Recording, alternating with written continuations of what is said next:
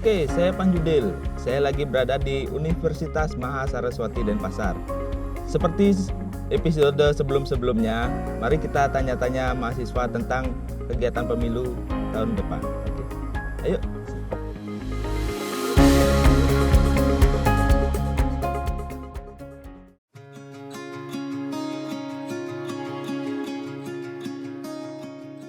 Ya, yang pertama-tama pastilah menginginkan pemilu ini secara demokratis dan bermartabat. Jadi dalam kompetisi, dalam kontestasi pemilu, para pendukung biasa artinya jangan berlebihan, jangan juga memancing-mancing.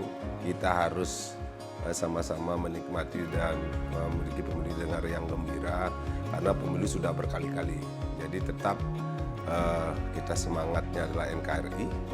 Bhinneka Tunggal Ika, dan tentu saja dengan prinsip-prinsip luber jurdil. Jadi tidak hanya slogan tapi itu betul dijalankan.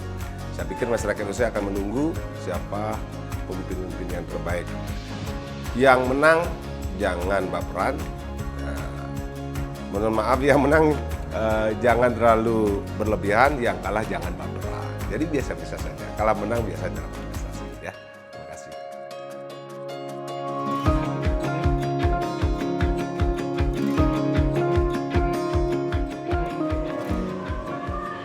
Halo, selamat siang. Boleh minta waktunya sebentar? Boleh. Boleh. Dengan siapa, Kak? Saya dengan Krisna. Dengan Krisna. Ya. Kakak tahu kapan pemilu diadakan, Kak? Untuk pemilu diadakan sih tanggal 14 Februari 2024 ya. Oke. Boleh kasih temannya dulu. Beli dengan siapa, Beli? Nama saya Padi Rajas. Oke. Beli tahu pesta demokrasi di mata anak muda? Ya, menurut saya pesta demokrasi adalah pesta rakyat yang dimana diadakan 5 tahun sekali untuk memilih calon pemimpin. Oke. Kalau Beli sudah tahu profil dari pemimpin yang akan dipilih? Sudah, saya mengetahuinya dari sosial media yang dimana beberapa calon presiden dan wakil presiden mengupload hasil-hasil pengajian. Oke. Nah, sekarang apa harapan Beli dari pemimpin tersebut? Harapan saya yang pertama, semoga capres yang akan datang bisa membuat Indonesia jauh lebih baik karena tujuan kita membuat Indonesia emas di tahun 2045. Waduh, mantap jawabannya. Oke. Terima kasih waktunya Beli. Yuk, saya balik. Oke, makasih. Oke, saya Panjudil. Kita cari mahasiswa lain yuk untuk ditanya-tanya. Yuk.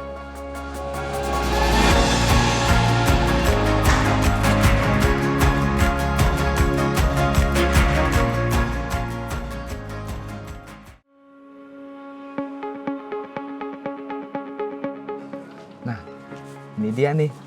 Ada mangsa baru. Halo Kak. Halo Kak. Boleh minta waktunya sebentar? Dengan siapa Kak? Dengan Kak Alvin. Dipegang Kak. Dipegang Kak. Oh, perkenalkan nama saya Alvin. Ya. Kakak. Dan saya Dita. Oke. Saya mau bertanya sama Kak Alvin. Kak Alvin tahu tanggal berapa pemilu diadakan? Kalau yang saya tahu pemilu diadakan pada tanggal 14 Februari tahun 2024. Oke. Kalau Kak Dita, kakak tahu apa itu pesta demokrasi di mata anak muda? Dari pendapat saya ya terkait dengan apa sih itu pesta demokrasi di mata anak muda. Pesta demokrasi di mata anak muda atau generasi muda itu adalah bagaimana kita bisa menyuarakan aspirasi-aspirasi kita terhadap calon pemimpin kita gitu. Apa yang kita harapkan bisa kita tuangkan di situ nanti yang dimana harapannya bisa direalisasikan oleh pemimpin kita nantinya begitu. Jadi sekiranya pemenuhan cita-cita masyarakat untuk pemimpin itu. Aduh, mantap nih. Kak, kalau kayak gitu sudah punya calon pemimpin dong yang untuk dipilih? Astungkara sudah. Oke. Sejauh mana kakak tahu profil dari pemimpin tersebut?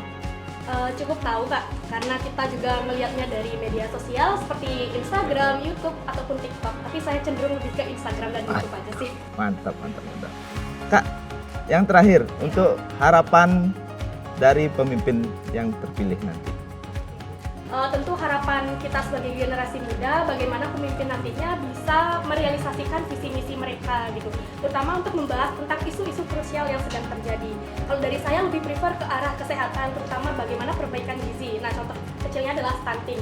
Ketika nanti pemimpin memiliki suatu visi misi yang memang cenderung bisa mengatasi itu, kenapa tidak, dan diharapkan mampu direalisasikan gitu. Oke, kalau kakak apa visi misi gini harapan untuk pemilih? Mungkin dari para calon presiden tahun 2024 ini banyak mereka yang mempromosikan tentang gaji guru honorer yang akan dinaikkan. Nah, terutama pendidikan itu kan dimulai dari waktu kita masih TK, SD, SMP, dan masih banyak guru honorer yang gajinya itu jauh di bawah UMR.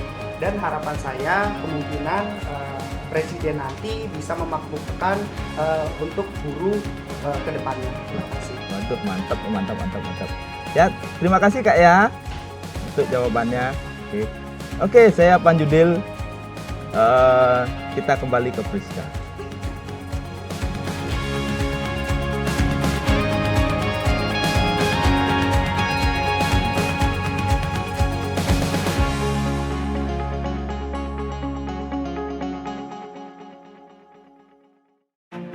Sekarang kita sudah bersama dengan Om John dari Komisi Pemilihan Umum KPU Provinsi Bali dan juga Bli Wahyu, dosen Fakultas Hukum Universitas Mahasaraswati. Nah Om John, tadi kita sudah melihat Panjudil ya ngobrol dengan teman-teman seputar pesta demokrasi di mata mereka. Kita sering banget kayak dengar istilah pesta demokrasi. Sebenarnya apa itu pesta demokrasi dan kaitannya dengan pemilu? Ya, kalau kita bicara pesta itu kan kalau di Inggris kan menjadi party. Kalau party atau pesta itu pasti ada hingar-bingar. Nah, kalau dalam proses demokrasi, proses hingar-bingarnya itu ada pada saat pemilu. Jadi ada proses keramaian, ada kampanye, ada konvoy, ya kan, ada pengumpulan massa. Nah, itulah proses hingar-bingarnya, proses kepemiluan seperti layaknya pesta. Ketika pesta itu juga orang menjadi bebas berbicara, menyampaikan pendapat, menyampaikan rasa suka dan tidak menyampaikan pilihan.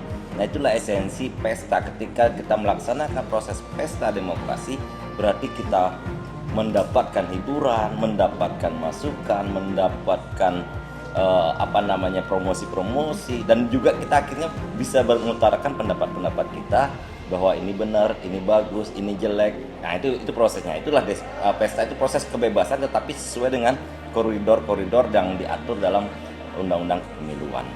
Oke Om John, nah Bli Wahyu masih seputar dengan pesta demokrasi ini, gimana cara biar anak-anak muda nggak cuma jadi target untuk mendulang suara, tapi kita juga bisa menjadi aktor penting di dalam proses ini?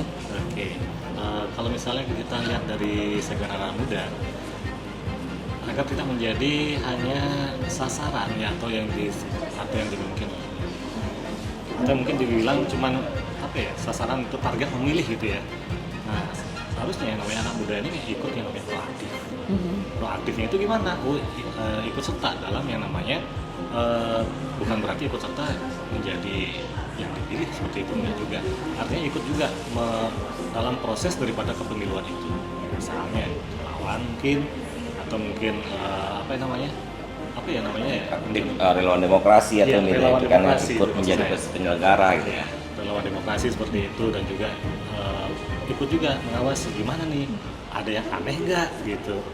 Nah, karena apa, yang namanya anak-anak muda ini juga merupakan agent of change atau agen daripada perubahan-perubahan yang tentunya yang kita punya harapan agar semuanya bisa menjadi baik. Kenapa? Kalau kita aja dari perspektif kita aja yang kita lihat, tentunya semuanya bagus. Gitu.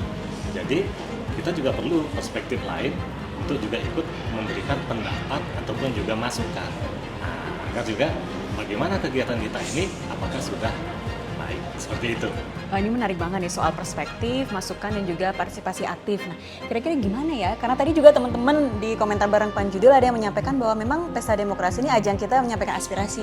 Tapi gimana caranya? Kanalnya apa aja nih untuk anak muda? Iya, sebenarnya proses menyampaikan aspirasi itu kan sekarang ini kan kanal ada di media sosial, ada di proses kanal-kanal resmi website dari masing-masing penyelenggara pemilu juga ada, bisa mereka memberikan masukan, berkomentar. Satu sisi bahwa yang bisa menjadi narasumber terhadap proses jurnalistik itu kan tidak hanya pakar, ya kan, tidak hanya orang yang terlibat langsung dalam proses itu, tapi juga memerlukan second opinion atau third opinion dari pemilih-pemilih pemula. Karena apa? Pemilih-pemilih pemula atau Gen Z ini adalah mereka yang menentukan basis pilihan itu sudah terlihat.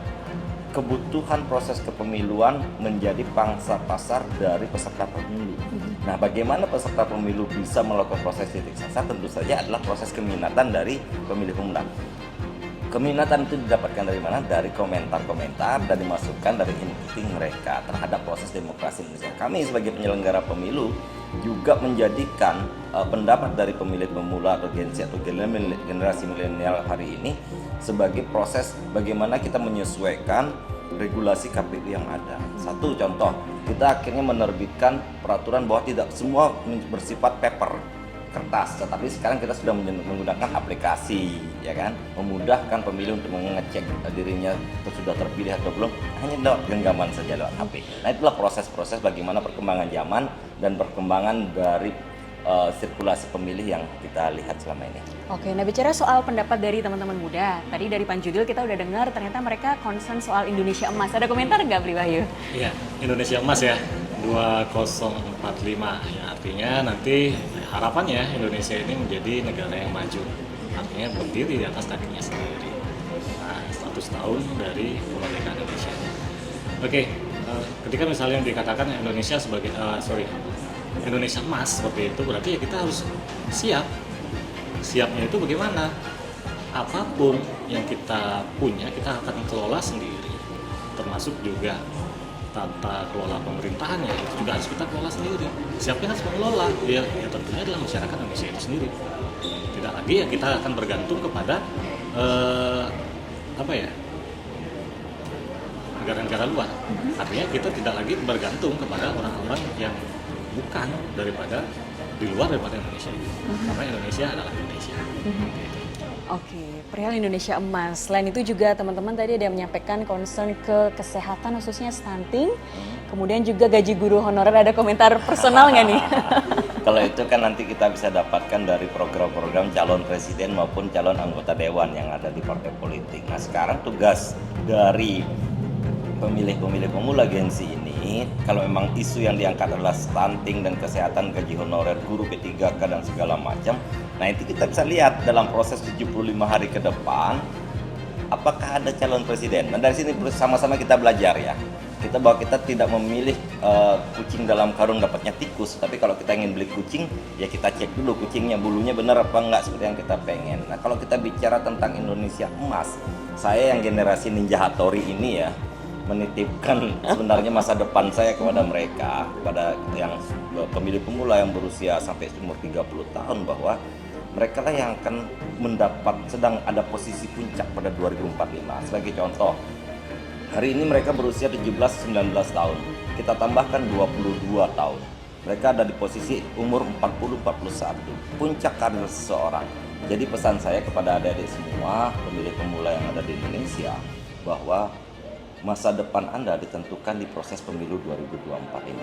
Oke, terima kasih Om John, terima kasih juga Bli Wahyu, dan terima kasih juga untuk Komisi Pemilihan Umum Provinsi Bali serta Universitas Mahasaraswati. Nah, jadi teman-teman jangan lupa untuk datang ke TPS tanggal 14 Februari 2024 nanti. Jadi, selama Valentine jangan cuma tunjukkan cintamu, tapi juga tunjukkan tintamu.